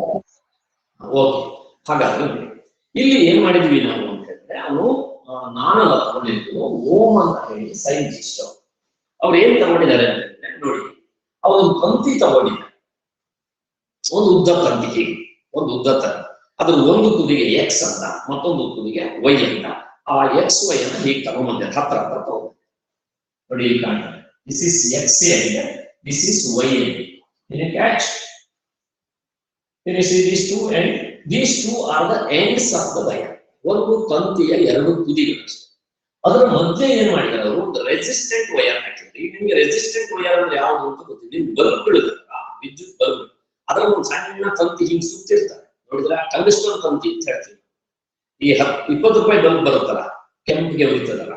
ಈಗ ನಾವು LED ಬಳಸ್ತೀವಲ್ಲ, ಅದರಲ್ಲ ಗುಡ್ಡೆ ಬಲ್ಬ್ ಅಂತ ಹೇಳ್ತೀವಲ್ಲಪ್ಪ, ಗೊತ್ತಾಗತ್ತೆ ಅಂತ. ಅದ್ರಲ್ಲಿ ಹಿಂಗ್ ಒಂದು ವೈರ್ ಸಣ್ಣ ಸುತ್ತಿರ್ತಾರೆ, ಅದು ಟಂಗ್ಸ್ಟನ್. ಅರ್ಥ ಆಗ್ತದೆ ಹೇಳೋದು? ಆ ಟಂಗ್ಸ್ಟನ್ ವೈರ್ ಅನ್ನು ಕೂಡ ನೀವು ಇಲ್ಲಿ ಬೇಕಾಗ್ತದೆ, ರೆಸಿಸ್ಟೆಂಟ್ ವೈರ್, ಯಾಕಂದ್ರೆ ಅದು ಕೂಡ ರೆಸಿಸ್ಟೆಂಟ್ ವೈರ್. ನಿಕ್ರೋಮ್ ಅಂತ ಒಂದಿದೆ, ಅದು ಐರನ್ ಬಾಕ್ಸ್ ನಲ್ಲೆಲ್ಲ ಇರುತ್ತೆ. ಐರನ್ ಬಾಕ್ಸ್ ಬಿಸಿ ಆಗುತ್ತಲ್ಲ, ಅದರೊಳಗಡೆ ಆ ನಿಕ್ರೋಮ್ ತಂತಿಯನ್ನು ಚೆನ್ನಾಗಿ ಸುತ್ತಿ ಅದರಲ್ಲಿ ಕರೆಂಟ್ ಹರಿಸ್ತಾರೆ. ಆ ನಿಕ್ರೋಮ್ ತಂತಿಯಲ್ಲಿ ಕರೆಂಟ್ ಹರಿಬೇಕಾದ್ರೆ ಕರೆಂಟ್ ಹರಸಾಹಸ ಮಾಡಿ, ಅದು ಗುಂಡಿ, ರಂಡ ಇತ್ಯಾದಿ ಎಲ್ಲ ಇದ್ರೆ ಅದರಲ್ಲಿರುವಂತಹ ಕಣಗಳು ಹರಿತಾ ಇರುವಂತಹ ಎಲೆಕ್ಟ್ರಾನ್ಗೆ ಸಿಕ್ಕಾಪಟ್ಟೆ ಡಿಸ್ಟರ್ಬೆನ್ಸ್ ಮಾಡಿ, ಅದಕ್ಕೆ ನಾವು ರೆಸಿಸ್ಟೆಂಟ್ ವೈರ್ ಅಂತ. ಸೊ ಎಲೆಕ್ಟ್ರಾನ್ ಆರಾಮ್ ಫ್ಲೋ ಆಗ್ಬಿಡ್ತು ಹೀಗೆ ಅಂತ ಹೇಳಿದ್ರು ವೈರ್ ಅಲ್ಲಿ, ಆ ತಂತಿ ಬಿಸಿ ಆಗಲ್ಲ. ಅದಕ್ಕೆ ನಾವು good conductor, that is called good conductor. ಇನ್ನೊಂದ್ರಲ್ಲಿ ಎಲೆಕ್ಟ್ರಿಸಿಟಿ ಹರಿಯುತ್ತೆ, ಆದ್ರೆ ಭಾರಿ ಕಷ್ಟದಲ್ಲಿ ನಿಧಾನವಾಗಿ ಡಿಕ್ಕಿ ಹೊಡ್ಕೊಳ್ತಾ ಎಲೆಕ್ಟ್ರಾನ್ ಹರಿತಾ ಇದೆ, ಅದು ರೆಸಿಸ್ಟೆಂಟ್ ವೈರ್. ಇನ್ನೊಂದು ಇದೆ, ಅದರಲ್ಲಿ ಹೈ ರೆಸಿಸ್ಟೆನ್ಸ್. ಅದರಲ್ಲಿ ಎಷ್ಟು ರೆಸಿಸ್ಟೆನ್ಸ್ ಅಂತ ಹೇಳಿದ್ರೆ, ನೀವು ಕೆಲವು ಸರಿ ರೋಡ್ ಹಾಳಾಗಿರುತ್ತೆ, ಎಷ್ಟು ಹಾಳಾಗಿದೆ ಅಂತ ಹೇಳಿದ್ರೆ ಅದರಲ್ಲಿ ಯಾವ ವಾಹನ ಕೂಡ ಓಡಕ್ಕಾಗುತ್ತೆ. ಹಾಗಿದ್ರೆ ಅದು ನಾವು ಇನ್ಸುಲೇಟರ್ ಅಥವಾ ಬ್ಯಾಡ್ ಕಂಡಕ್ಟರ್. ಈಗ ಗೊತ್ತಾಯ್ತಾ? ಹಿಂದೆ ನೋಡಿ ನಾನು ಹೇಳ್ತಾ ಇದ್ದು ತಾಮ್ರ good conductor, plastic bad conductor ಅಥವಾ ಇನ್ಸುಲೇಟರ್, ಮರ ಅದರಲ್ಲಿ ವಿದ್ಯುತ್ ಹರಿಯಲ್ಲ. ಯಾಕೆ ಹರಿಯಲ್ಲ ಅನ್ನೋದು ಇವತ್ತು ಗೊತ್ತಾಯ್ತು ನಿಮಗೆ. ಯಾಕೆ ಹರಿಯಲ್ಲ ಅಂದ್ರೆ it's very high, it has very high resistance. The material which has high resistance, ಯಾವ ವಸ್ತುವಿಗೆ ಹೈ ರೆಸಿಸ್ಟೆನ್ಸ್ ಇರುತ್ತೆ, ಯಾವುದೇ ವಸ್ತುವಿಗೆ ಅದು ಹೈ ರೆಸಿಸ್ಟೆನ್ಸ್ ಇದೆ ಅಂತಿದ್ರೆ, ಆ ಹೈ ರೆಸಿಸ್ಟೆನ್ಸ್ ಇರುವಂತಹ ವೈರ್ ಅಂದ್ರೆ ಅದರಲ್ಲಿ ಎಲೆಕ್ಟ್ರಿಸಿಟಿ ಹರಿದೆ. ಇನ್ನೊಂದು ರೆಸಿಸ್ಟೆನ್ಸ್ ಇದೆ, ಆದ್ರೆ ಆ ರೆಸಿಸ್ಟೆನ್ಸ್ ಎಷ್ಟಿದೆ ಅಂದ್ರೆ ಎಲೆಕ್ಟ್ರಿಸಿಟಿ ಹರಿಯುತ್ತೆ, ಅದು ಸ್ವಲ್ಪ ಎಲೆಕ್ಟ್ರಿಸಿಟಿ ವೇಸ್ಟ್ ಆಗುತ್ತೆ. ಆ ಲಾಸ್ ಆದ ಎಲೆಕ್ಟ್ರಿಸಿಟಿ ಏನಿದೆಯೋ ಅದು ಶಾಖವಾಗಿ ಹೀಟ್ ಆಗಿ ಪರಿವರ್ತನೆ ಆಗುತ್ತೆ. That means the electricity passes through A wire, wire ಮೂಲಕ ಅದು ಪಾಸ್ ಆಗಿದೆ. ಆ ಪಾಸ್ ಆದಂತಹ ಎಲೆಕ್ಟ್ರಿಸಿಟಿ ಏನಿದೆಯೋ, ಪಾಸ್ ಆದ ಎಲೆಕ್ಟ್ರಿಸಿಟಿ ಏನಿದೆಯೋ it is not flowing very easily. So most of the energy of the electricity is converted into heat. So such wire is called resistant wire. So I have taken such wire, resistant wire. ಅಂತಹ ನಾನು ರೋಧ ತಂತಿಯನ್ನು ತೆಗೆದುಕೊಂಡೆ. ಇದಕ್ಕೆ ರೋಧ ತಂತಿ ಅಂತೀವಿ. ಅದರಲ್ಲಿ ವಿದ್ಯುತ್ ಬಹಳ ಸರಾಗವಾಗಿ ಹರಿಯುವುದಿಲ್ಲ. ಅದರಲ್ಲಿ ವಿದ್ಯುತ್ ಹರಿಲಿಕ್ಕೆ ಅಡೆತಡೆ ಅಡ್ಡಿ ಆಗುತ್ತದೆ, ಡಿಸ್ಟರ್ಬೆನ್ಸ್ ಇದೆ. ಸೊ ಆದ್ರಿಂದ ಏನಾಗುತ್ತೆ, ಆ ತಂತಿಯಲ್ಲಿ ವಿದ್ಯುತ್ ಹರಿದಾಗ ತಂತಿ ಬಿಸಿ. ಅಂತಹ ವೈರ್ ಅನ್ನು ನಾನು ಎಲ್ಲಿ ತಗೊಂಡಿದ್ದೀನಿ, ಎಕ್ಸ್ ಮತ್ತು ವೈ ಗಳ ಮಧ್ಯದಲ್ಲಿ ಕಟ್ಟಿದ್ದೀನಿ. This is the experiment what actually the Ohm ಅಂತ ಹೇಳಿದ್ರೆ ಯಾರು ಫುಲ್ ನೇಮ್ ಏನದು, ಜಾರ್ಜ್ ಸೈಮನ್ ಓಮ್ ಎಂಬ ಸೈಂಟಿಸ್ಟ್ ಮಾಡಿದ ಎಕ್ಸ್ಪೆರಿಮೆಂಟ್. ಅವನು ಏನ್ ಮಾಡ್ತಾನೆ, ಇಷ್ಟು ತಗೊಳ್ತಾನೆ, ಮತ್ತೆ ಎಕ್ಸ್ ಮತ್ತು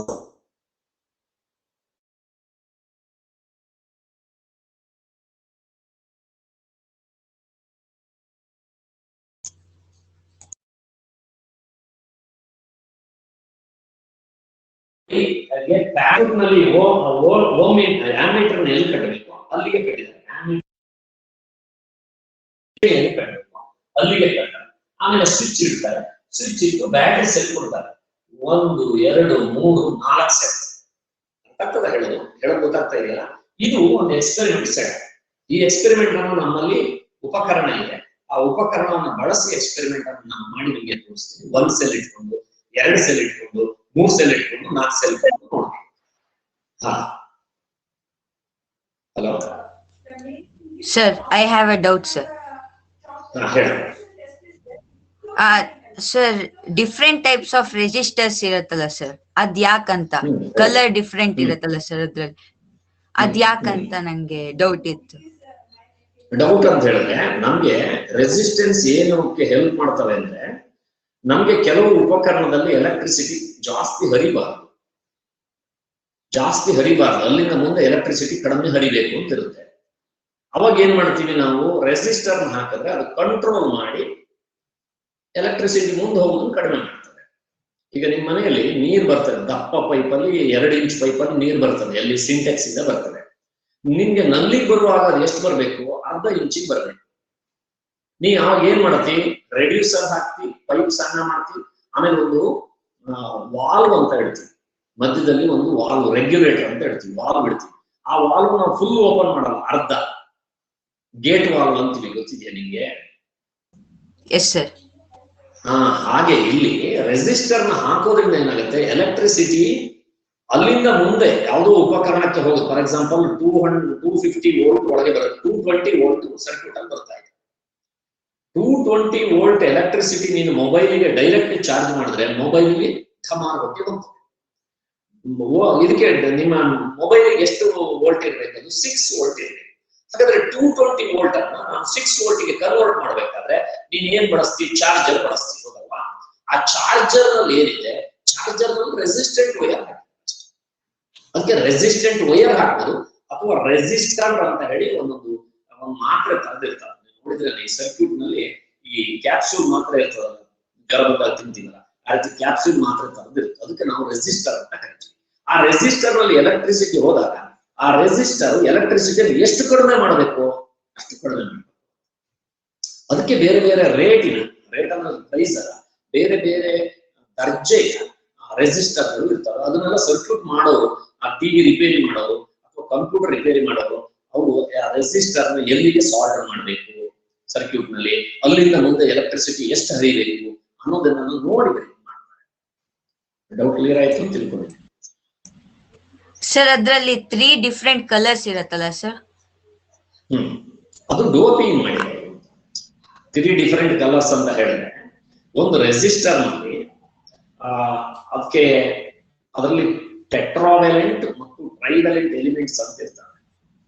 ಆ ಟೆಟ್ರಾವೆಲೆಂಟ್ ಎಲಿಮೆಂಟ್ಸ್ ಟ್ರೈವೆಲೆಂಟ್ ಎಲಿಮೆಂಟ್ಸ್ ಅನ್ನ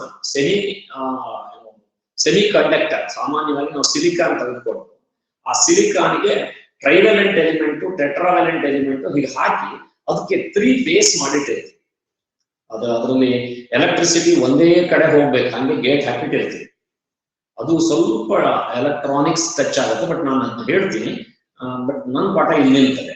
ಸೊ ಹಾಗಾದ್ರೆ ಅದನ್ನ ಆಮೇಲೆ ಡಿಸ್ಕಸ್ ಮಾಡೋಣ, ಆಯ್ತಾ? ನಿನ್ನ ಪ್ರಶ್ನೆಗೆ ಉತ್ತರ ನಾನು ಈಗ ಏನು ಅಂತಂದ್ರೆ ರೆಸಿಸ್ಟರ್ ಮಾತಾಡೋಕ್ಕಾಗಲ್ಲ, ನಾನು ಟ್ರಾನ್ಸಿಸ್ಟರ್ ಮಾತಾಡೋಕ್ಕಾಗಲ್ಲ. So but I know what is transistor. ಅದಕ್ಕೆ 3 ಎಂಡ್ಸ್ ಇರುತ್ತೆ. ಅದು ಎಲೆಕ್ಟ್ರಿಕ್ ಫ್ಲೋ ಅನ್ನ ಒಂದೇ ಕಡೆ ಹೋಗುವಂಗೆ ಮಾಡುತ್ತೆ. ಓಕೆ, ಸೊ ನನ್ನ ಚಾಪ್ಟರ್ ಇವತ್ತು ಡಿವಿಯೇಷನ್ ಆಗೋದ್ರಿಂದ ರೆಸಿಸ್ಟರ್ ಅನ್ನುವಂಥದ್ದು ಏನು, ಅದು ಎಲೆಕ್ಟ್ರಿಸಿಟಿ ಫ್ಲೋ ಅನ್ನ ರೆಗ್ಯುಲೇಟ್ ಮಾಡುತ್ತೆ ಅನ್ನೋದು ಮಾತ್ರ ಈಗ ಹೇಳಿರ್ತೀನಿ, ಮತ್ತೆ ನಾನೇ ಡಿಸ್ಕಸ್ ಮಾಡೋಣ. ಓಕೆ, ಸೊ ಹೀಗೆ ಸೆಟಪ್ ಮಾಡ್ಕೊಂಡ್ರೆ ಸ್ವಿಚ್ ಇಟ್ಟಿದ್ದಾನೆ. ಆಮೇಲೆ ಅವು ಏನು ಓಮ್ ಏನು ಕಂಡುಹಿಡಿಯಲ್ಪಡ್ತು ಅಂದ್ರೆ, ಜಾರ್ಜ್ ಸೈಮನ್ ಓಮ್ ಏನು ಕಂಡುಹಿಡಿಯಲ್ಪಡ್ರು ಅಂತ ಹೇಳಿದ್ರೆ, ಈಗ ಫಸ್ಟ್ ಒಂದ್ಸರಿ ಬ್ಯಾಟರಿ ಸೆಲ್, ಒಂದು battery cell hockey, he took only one cell and allow the electricity to pass through. ಒಂದೇ ಸೆಲ್ ತಗೊಂಡು ಎಲೆಕ್ಟ್ರಿಸಿಟಿ ಪಾಸ್ ಮಾಡಿದ್ರು. ಏನಲ್ಲಿ ಏನೋ ರೀಡಿಂಗ್ ಬಂತು, ಅದನ್ನ ಐ ಅಂತ, ಏನಲ್ಲಿ ಬಂದಿದೆ ಅನ್ನೋದು ವಿದ್ಯುತ್ ಪ್ರವಾಹ, ಎಲೆಕ್ಟ್ರಿಕ್ ಚಾರ್ಜ್ ಅಥವಾ ಸರಿ ಕರೆಂಟ್. ಎಲೆಕ್ಟ್ರಿಕ್ ಕರೆಂಟ್ ಎಷ್ಟು ಅಂತ ಬಂತು, ಇಲ್ಲಿ ವೋಲ್ಟ್ ಎಷ್ಟು ಅಂತ ಬಂತು. They right electric charge ammeter ಏನ್ ರೀಡಿಂಗ್ ಬಂತು ಅದು ಇಲ್ಲಿ ಬರೀತಾರೆ, ವೋಲ್ಟ್ ಮೀಟರ್ ಏನ್ ಬರುತ್ತಲ್ಲ ಅಲ್ಲಿ ಬರೀತಾರೆ. ಈಗ ಆಮೀಟರ್ ಏನ್ ಬಂದಿದೆ, ಉದಾಹರಣೆ 2 ಬಂತು, ಇಲ್ಲೇನಾಯ್ತು, ಇಲ್ಲಿ 6. ಓಕೆನಾ? ಅಂದ್ರೆ ಇಲ್ಲಿ ಆಮೀಟರ್ ನಲ್ಲಿ ಎಲೆಕ್ಟ್ರಿಸಿಟಿ ಅದು ರೀಡ್ ಮಾಡಿ ಹೇಳ್ತಾ ಇದೆ, ಈಗ ಎಲೆಕ್ಟ್ರಿಸಿಟಿ 2 ಆಂಪಿಯರ್ ನಷ್ಟು ಹರಿತಾ ಇದೆ ಅಂತ ಇದು ಹೇಳ್ತದೆ. ಮತ್ತೆ ಇದೇ ಹೇಳ್ತದೆ ಎಕ್ಸ್ ಮತ್ತು ವೈ ಗಳ ನಡುವೆ ವೋಲ್ಟ್ ವ್ಯತ್ಯಾಸ ಎಷ್ಟಿದೆ, 6 ಇದೆ ಅಂತ ಹೇಳ್ತದೆ. ಓಕೆನಾ? ಹೇಳೋದು ಅರ್ಥ ಆಗ್ತದಲ್ಲ ಏನಂತ? ಒಂದ್ ಸೆಲ್ ಸರಿ, ಇದು ಕಾನ್ಸೆಪ್ಟ್ ತಪ್ಪಾಗುತ್ತೆ ಅಂತ 1.5 ವೋಲ್ಟ್, ಇಲ್ಲಿ ಆಂಪಿಯರ್ ಎಷ್ಟಿರುತ್ತೆ ಅಂದ್ರೆ 0.1 ಇದೆ.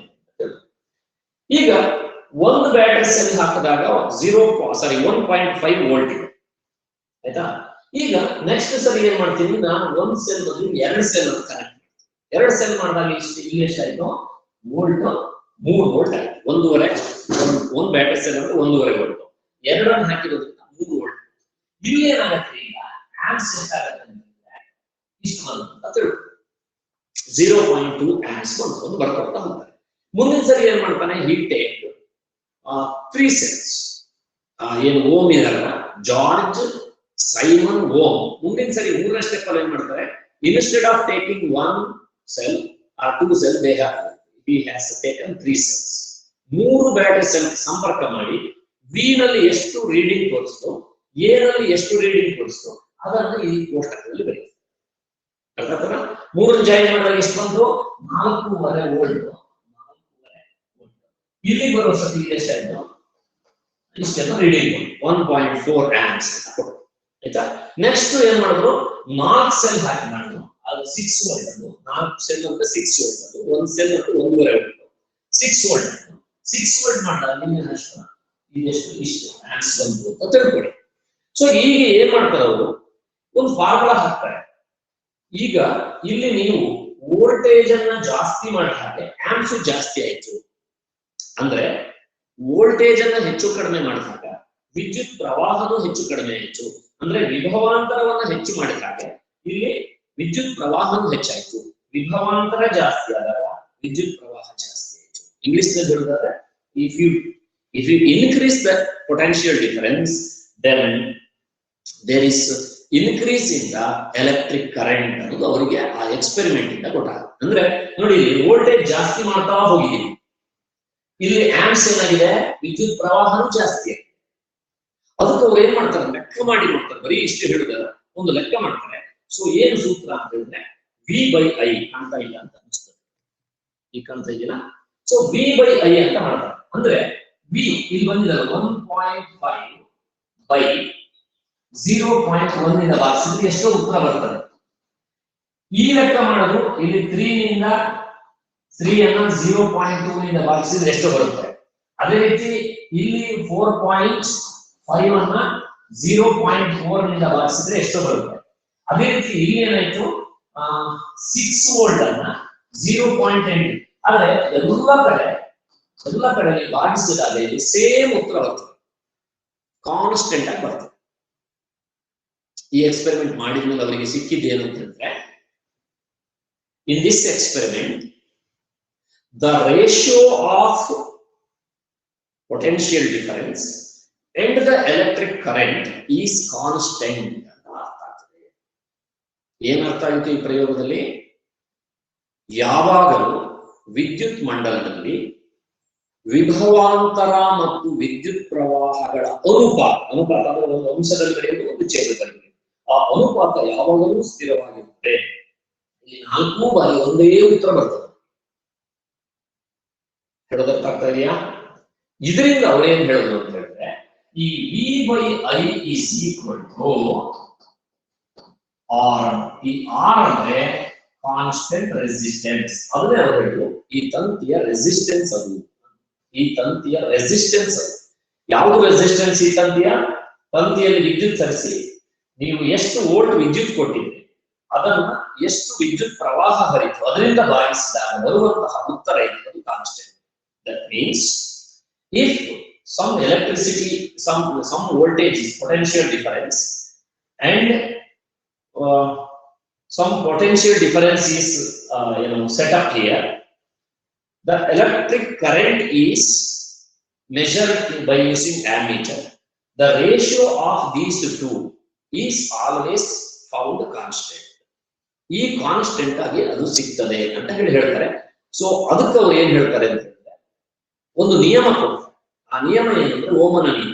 ಏನು ಓಮನ ನಿಯಮ ಅಂದ್ರೆ, ವಿದ್ಯುತ್ ಮಂಡಲದಲ್ಲಿ ಹರಿಯುವಂತಹ ವಿದ್ಯುತ್ ಪ್ರವಾಹವು ವಿಭವಾಂತರಕ್ಕೆ ನೇರ ಅನುಪಾತದಲ್ಲಿರುತ್ತದೆ.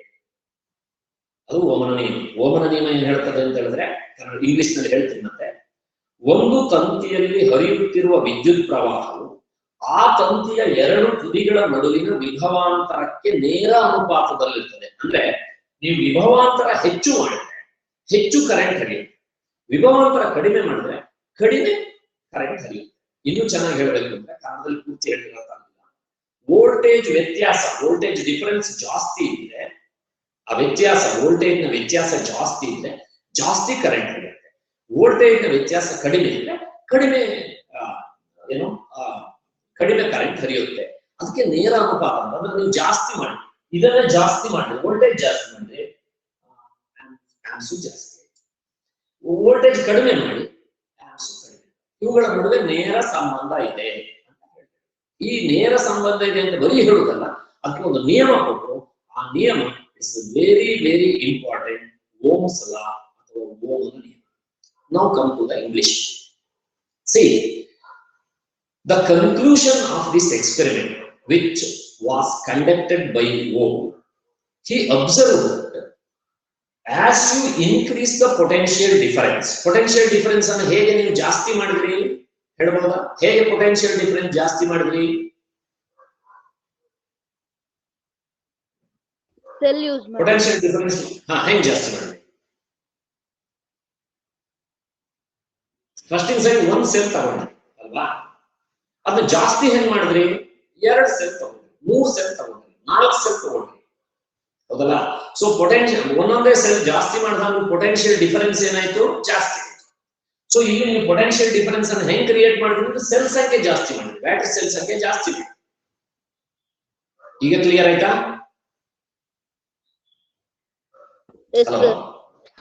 Yes sir. ಯಾಕೆ ಡೌಟ್ ಇದೆಯಲ್ಲ? ಕ್ಲಿಯರ್ ಇದೆಯಾ? ಐಡಿಯಾ ಅರ್ಥ ಆಯ್ತಾ? ಈಗ ನೀವು ಬ್ಯಾಟರಿ ಸೆಲ್ ಜಾಸ್ತಿ ಮಾಡ್ತಾ ಹೋದಾಗೂ ಇಲ್ಲಿ ವೋಲ್ಟೇಜ್ ನಲ್ಲೂ ಜಾಸ್ತಿ ರೀಡಿಂಗ್ ಸಿಕ್ತು, ವೋಲ್ಟ್ ಮೀಟರ್ ಆಂಮೀಟರ್ ಜಾಸ್ತಿ ರೀಡಿಂಗ್ ಸಿಕ್ತು ಅಂತ ನಾನು ಹೇಳ್ತಾ ಇದ್ದೇನೆ. ಆದ್ರೆ ಈ ಜಾಸ್ತಿ ಆಗುವ ಪ್ರಮಾಣ ಇದೆಯಲ್ಲ, ಅದು ಏನಿದೆ, ಆ ಜಾಸ್ತಿ ಆಗುವಂತಹ ಪ್ರಮಾಣ ಇದೆಯಲ್ಲ, ಅದು ಮಾತ್ರ ನಿರ್ದಿಷ್ಟ ಇತ್ತು. ನಿರ್ದಿಷ್ಟ ಇತ್ತು ಅಂದ್ರೆ ಏನಂತ? ರೇಷಿಯೋ ಕಾನ್ಸ್ಟೆಂಟ್ ಆಗಿತ್ತು. ಅಂದ್ರೆ ಈ ವೋಲ್ಟ್ ಮೀಟರ್ ಏನು ಬೆಲೆ ಬರುತ್ತೋ, ಏನು ರೀಡಿಂಗ್ ಬರುತ್ತೋ ಅದನ್ನ ಆಂಮೀಟರ್ ನಲ್ಲಿ ಬರುವಂತಹ ರೀಡಿಂಗ್ ಇಂದ ಭಾಗಿಸಿದಾಗ ನಿಮ್ಗೆ ಒಂದೇ ಉತ್ತರ ಬರಕ್ ಶುರು ಆಯ್ತು. 4 ಸರಿಗೂ ಒಂದೇ ಉತ್ತರ ಬಂತು. ಅದು ಏನಂತ ಹೇಳಿದ್ರೆ ಅದು ಕಾನ್ಸ್ಟೆಂಟ್ ಅಂತ ಹೇಳಿದ್ರು. ಆ ಕಾನ್ಸ್ಟೆಂಟ್ ಏನಂದ್ರು, ಆ ಕಾನ್ಸ್ಟೆಂಟ್ ಏನಿದೆಯೋ ಅದನ್ನ ಈ ರೆಸಿಸ್ಟೆಂಟ್ ವೈರ್ ಇಲ್ಲಿ ಬಳಸಿದ್ದಿಲ್ಲ, ಆ ರೆಸಿಸ್ಟೆಂಟ್ ವೈರ್ ನ ರೆಸಿಸ್ಟೆನ್ಸ್ ಅಂತ ಹೇಳಿದ್ರು. ಸೊ ಈಗ ಓಮ್ಸ್ ಲಾ ಏನಂತ ಡಿಫೈನ್ ಮಾಡ್ತಾರೆ, ಎಟ್ ಕಾನ್ಸ್ಟೆಂಟ್ ಟೆಂಪರೇಚರ್ ಅಂದ್ರೆ ನೀವು ಉಷ್ಣತೆಯನ್ನು ಮಾತ್ರ ಹೆಚ್ಚು ಕಡಿಮೆ ಮಾಡಬಾರ್ದು, ಯಾಕಂದ್ರೆ ಉಷ್ಣತೆ ಹೆಚ್ಚು ಕಡಿಮೆ ಮಾಡಿದ್ರೆ ರೆಸಿಸ್ಟೆನ್ಸ್ ಅದಾಗೆ ಜಾಸ್ತಿ ಆಗುತ್ತೆ. So at constant temperature, if the constant temperature is maintained, then electricity passes through the circuit ನಲ್ಲಿ ಹರಿಯುವಂತಹ ವಿದ್ಯುತ್ ಪ್ರವಾಹವು is directly proportional the potential difference ಅಂತ ಹೇಳ್ತಾರೆ. ಅರ್ಥ ಆಯ್ತಾ? ಈಗ ಏನಂತ ಹೇಳ್ತಾರೆ ಓಮ್ಸ್ ಹೇಳಿ, ಟೆಂಪರೇಚರ್ ನ ಹೆಚ್ಚು ಕಡಿಮೆ ಮಾಡದೇ ಇದ್ದಾಗ ತಂತಿಯಲ್ಲಿ ಹರಿಯುವಂತಹ ವಿದ್ಯುತ್ ಪ್ರವಾಹವು ಆ ತಂತಿಯ 2 ತುದಿಗಳ ನಡುವೆ ಇರುವ ವಿಭವಾಂತರದ ವ್ಯತ್ಯಾಸಕ್ಕೆ ನೇರ ಅನುಪಾತದಲ್ಲಿರುತ್ತದೆ. English at constant temperature the current flowing through the circuit is directly proportional, ನೇರ ಅನುಪಾತ, directly proportional to the potential difference across the conductor. Across the conductor ಅಂದ್ರೆ ಕಂಡಕ್ಟರ್ ಅಂದ್ರೆ ತಂತಿಯ 2 ತುದಿಗಳ ನಡುವೆ ಇರುವಂತಹ ವಿಭವಾಂತರಕ್ಕೆ ನೇರ ಅನುಪಾತ ಇರ್ತದೆ. ವಿಭವಾಂತರ ವೋಲ್ಟೇಜ್ ಜಾಸ್ತಿ ಆಯ್ತು, ವೋಲ್ಟೇಜ್ ಡಿಫರೆನ್ಸ್ ಜಾಸ್ತಿ ಆಯ್ತು, ಹೆಚ್ಚು ಕರೆಂಟ್. ನಿಮ್ಮ ಮನೆಯಲ್ಲಿ ಕೆಲವು ಸರಿ ಬಲ್ಬ್ ಅಲ್ಲಿ ದೊಡ್ಡ ಉರಿತಾರೆ, ಹೆಚ್ಚು ಬೆಳಕು ಕೊಡ್ತದೆ, ಅವಾಗ ನೀವೇನ್ ಹೇಳ್ತೀವಿ, ಓ ಜಾಸ್ತಿ ವೋಲ್ಟೇಜ್ ಬಂತು, ಹೈ ವೋಲ್ಟೇಜ್ ಇದೆ. ಆ ಪದ ಎಲ್ಲ ಬಳಸ್ತಾ ಇದೆ. ವೋಲ್ಟೇಜ್ ಅಂದ್ರೆ ಏನ್ ಹಾಗಾದ್ರೆ? ವೋಲ್ಟೇಜ್ ಅಂದ್ರೆ ಅಲ್ಲಿ ಎಲ್ಲೋ ಜೋಗದಲ್ಲಿ ವಿದ್ಯುತ್ ಉತ್ಪತ್ತಿ ಮಾಡ್ತಾರೆ, ಅಲ್ಲಿಂದ ನಿಮ್ಮನೆಗೆ ಅಲ್ಲಿಯ ನಡುವೆ ಆ ವ್ಯತ್ಯಾಸ ಇದೆಯಲ್ಲ, ಅದು 11,000 ವೋಲ್ಟ್. ನಿಮ್ಮನೆಯಲ್ಲಿ ಎಷ್ಟು? 220 ವೋಲ್ಟ್. ಅಲ್ಲೇ 11,000 ವೋಲ್ಟ್, ಇಲ್ಲಿ 220 ವೋಲ್ಟ್. C the difference. ಆಗ ಎಲೆಕ್ಟ್ರಿಸಿಟಿ ಜಾಸ್ತಿ ಬರುತ್ತೆ. ಹಾಗೆ 11,000 ವೋಲ್ಟ್ ಅನ್ನು ನಿಮ್ಮನೆಗೆ ಕಳಿಸ್ಬಿಟ್ರೆ ಮನೆಯೆಲ್ಲ ಬೆಂಕಿ ಬಿದ್ದು ಹೋಗ್ತದೆ. ಅದಕ್ಕೆ ಏನ್ ಮಾಡ್ತಾರೆ, ಅಲ್ಲಿ ಟ್ರಾನ್ಸ್ಫಾರ್ಮರ್ ಇಡ್ತಾರೆ, ಅಲ್ಲಿ ಸ್ಟೆಪ್ ಡೌನ್ ಟ್ರಾನ್ಸ್ಫಾರ್ಮರ್, ಅದು ವೋಲ್ಟೇಜ್ ಅನ್ನು ಇಳಿಸಿಕೊಡ್ತಾರೆ. ಅದನ್ನ ಮತ್ತೆ ಫ್ಯಾಕ್ಟರಿಗಳಿಗೆ, ಮಿಲ್ಗಳಿಗೆ ಅಥವಾ ನಿಮ್ಮ ರೈಸ್ ಮಿಲ್ಗಳಿಗೆ ಅಲ್ಲಿಗೆಲ್ಲ 440 ವೋಲ್ಟ್ ಹಾಕಿ ಕಳಿಸ್ತಾರೆ ಟ್ರಾನ್ಸ್ಫಾರ್ಮರ್. ನಿಮ್ಮ ಮನೆಗಳಿಗೆ ಕಳಿಸೋದಕ್ಕೆ 220 ವೋಲ್ಟ್ ಹಾಕಿ ಕಳಿಸ್ತಾರೆ. ಸೊ ಹಿಂಗೆಲ್ಲ ಮಾಡಿ ಟ್ರಾನ್ಸ್ಫಾರ್ಮರ್ ಹಾಕಿ ಕಡಿಮೆ ಮಾಡಬಹುದು, ಟ್ರಾನ್ಸ್ಫಾರ್ಮರ್ ಹಾಕಿ ವೋಲ್ಟೇಜ್ ಅನ್ನು ಜಾಸ್ತಿ ಮಾಡಬಹುದು. ಸೊ ಅಲ್ಲಿ ಆ ರೀತಿ ಎಲ್ಲ ಮಾಡ್ತಾರೆ. ನಾನು ಇಲ್ಲಿ ವೋಲ್ಟೇಜ್ ಡಿಫರೆನ್ಸ್ ಅನ್ನೋದಕ್ಕೋಸ್ಕರ ಅದನ್ನು ಕೊಟ್ಟಿದ್ದೀನಿ. ಸೊ ಏನಿದು ಅಂತ ಹೇಳಿದ್ರೆ, ಈ ನಿಯಮ ಏನಂದ್ರೆ ತಂತಿಯಲ್ಲಿ ಎಷ್ಟು ವಿದ್ಯುತ್ ಹರಿಯುತ್ತಾ ಇದೆ ಅನ್ನೋದು ಆ ತಂತಿಯ ತುದಿಗಳಲ್ಲಿರುವಂತಹ ವೋಲ್ಟೇಜ್ ವ್ಯತ್ಯಾಸಕ್ಕೆ ನೇರ ಅನುಪಾತದಲ್ಲಿರ್ತದೆ. ಅದು ವೋಲ್ಟೇಜ್ ವ್ಯತ್ಯಾಸವನ್ನು ಅವಲಂಬಿಸಿರ್ತದೆ. ವೋಲ್ಟೇಜ್ ವ್ಯತ್ಯಾಸ ಜಾಸ್ತಿ ಇತ್ತು, ಜಾಸ್ತಿ ಕರೆಂಟ್. ವೋಲ್ಟೇಜ್ ವ್ಯತ್ಯಾಸ ಕಡಿಮೆ ಇತ್ತು, ಕಡಿಮೆ ವಿದ್ಯುತ್ ಅನ್ನುವಂಥ ನಿಯಮವನ್ನು ಹೇಳಿದ್ರೆ. ಸೊ ಆಮೇಲೆ ಏನಂದ್ರೆ ಓಮ್ಸ್ ಲಾಕ್ಕೆ ಒಂದು ಫಾರ್ಮುಲಾ ಕೂಡ ಕೊಟ್ಟಿದ್ದಾರೆ. ಆ ಫಾರ್ಮುಲಾ ಬೇರೆ ಯಾವುದು ಅಲ್ಲ, ಅದೇ formula R is equal to V by I. ಇದನ್ನ ಓಮ್ಸ್ ಲಾನ ಸೂತ್ರ ಅಂತ ಹೇಳ್ತೀವಿ. ಇದ್ರ ಮೇಲೆ ಒಂದಷ್ಟು ಲೆಕ್ಕಗಳು ಇತ್ಯಾದಿ ಎಲ್ಲ ಇದೆ. ಅದನ್ನು ಮತ್ತೆ ಮುಂದಿನ ತರಗತಿಯಲ್ಲಿ ನೋಡೋಣ. ಸಮಯ ಎಷ್ಟಾಯ್ತು ಮಕ್ಕಳ? ನನ್ಗೆ ಇಲ್ಲಿ ಟೈಮ್ ಕಾಣ್ತಾ ಇಲ್ಲ. 548 sir. 5:48. ಓಕೆ, ಇದು ಆಲ್ಮೋಸ್ಟ್ ಇದು. ಸೊ ನಿಮ್ಗೆ ಹೇಗೆ ಅನಿಸ್ತು ಇವತ್ತು? ನನಗೆ ಇಲ್ಲಿ ನೋಡಿ 41 ಅಟೆಂಡೆನ್ಸ್ ಇದೆ 55ರಲ್ಲಿ. ಅಟೆಂಡೆನ್ಸ್ ನನಗೆ ಸಿಗ್ತದೆ, ಅದು ರೆಕಾರ್ಡ್ ಆಗ್ತದೆ, ಅದನ್ನ ಮತ್ತೆ ನಿಮ್ಗೆ ಹಾಕ್ತೀನಿ ಚಾರ್ಟ್ ಬಾಕ್ಸ್ ಅಲ್ಲಿ. ಈಗ ಏನು ವಾಟ್ ಇಸ್ ಯುವರ್ ಒಪಿನಿಯನ್ ಹೇಳಿ. ಏನ್ ಅನಿಸ್ತು ಈಗ? ಟೀಚ್ ಮೀಟ್ ಹೇಗೆ, ಗೂಗಲ್ ಮೀಟ್ ಹೇಗೆ ಅಂತ? ನಮಗ್ ಬೆನಿಫಿಟ್ ಇದೆ, ನಿಮಗ್ ಬೆನಿಫಿಟ್ ಇದೆಯಾ ಅಂತ ಹೇಳಿ. ನಮಗ್ ಬೆನಿಫಿಟ್ ಇದೆ ಅಂತ ಹೇಳಿದ್ರೆ ನಾವು ಅಟೆಂಡೆನ್ಸ್ ಮೇಂಟೈನ್ ಮಾಡೋದು ಸುಲಭ. ಇದು ರೆಕಾರ್ಡ್ ಆಗಿರುತ್ತೆ. ಮತ್ತೆ ಈಗ ನಾನು ಮಾಡಿರುವಂತಹ ಪಾಠ ರೆಕಾರ್ಡ್ ಆಗಿದೆ. ಇದನ್ನ ನೀವು ನೋಡ್ಬೋದು ಇನ್ನೊಂದ್ಸರಿ. ಈಗ ಯಾರು ನೋಡಿಲ್ವೋ ಅವರು ಕೂಡ ನೋಡ್ಬೋದು. ಅದು ನೀವು ಹೋಗಿ 10th ಸ್ಟ್ಯಾಂಡರ್ಡ್ ನಿಮ್ದು ಏನಿದೆಯೋ ವಿಜ್ಞಾನ, ಅದಕ್ಕೆ ಹೋದ ತಕ್ಷಣ ಅಲ್ಲಿ ರೆಕಾರ್ಡಿಂಗ್ ಅಂತಿದೆಯಲ್ಲ, ಅಲ್ಲಿ ಹೋಗಿ ನೋಡಿದ್ರೆ ಇದು ರೆಕಾರ್ಡ್ ಆಗಿರುತ್ತೆ. ಓಕೆನಾ? ರೈಟ್. ಹೇಳಿ, ಒಪಿನಿಯನ್ ಹೇಳಿ. ಹೇಗನಿಸ್ತು? ಕಷ್ಟ ಅನಿಸ್ತಾ?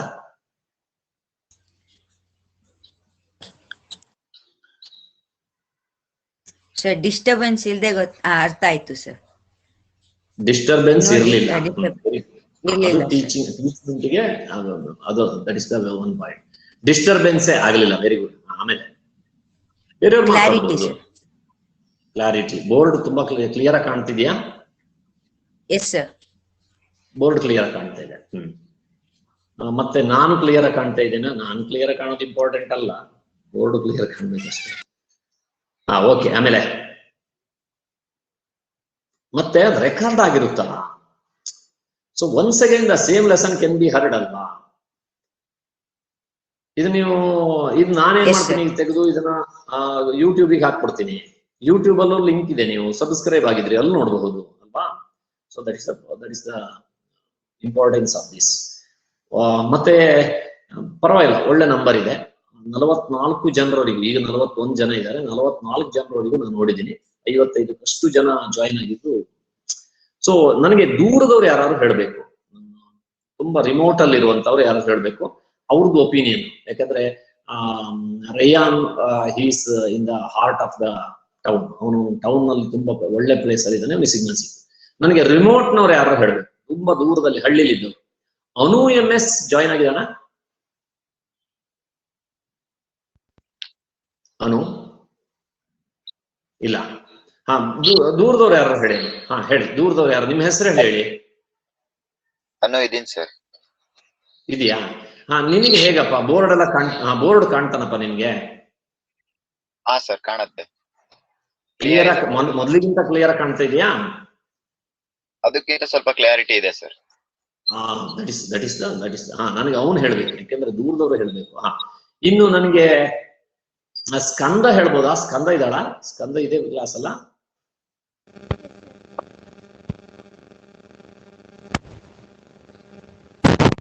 ಸ್ಕಂದ ಹಲೋ, ಇದೆಯಾ? ಮಾತಾಡೋಣ. ಬೋರ್ಡ್ ಕ್ಲಿಯರ್ ಆಗಿ ಕಾಣ್ತಾ ಮಗಳೇ? ವಾಯ್ಸ್ ಬ್ರೇಕ್ ಆಗ್ತಿರ್ಲಿಲ್ಲ. ಬೋರ್ಡ್ ಕ್ಲಿಯರ್ ಆಯ್ತಾ ಮಗಳೇ?